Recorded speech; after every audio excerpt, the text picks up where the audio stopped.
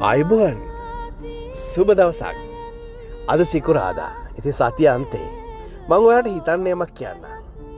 ලෝකේ තියෙන මහා ගංගා මහා රළ නගාගෙන ජල කඳක් එක්ක ඇවිල්ලා සාගරයට වැටෙනකොට සාගරය හරි නිහඬව ඒවා පිළිගන්නවා. මේ කන්සෙප්ට් එක අපේ ජීවිතයට දාගන්නේ කොහොමද? අපිටත් අපේ ජීවිතේ මහා භයානක අවස්ථා මිනිස් දෝෂාරෝපණ කරන මහා ප්‍රශ්නවලට කරදරවලට මුහුණ දෙන අවස්ථා අපට එනවා.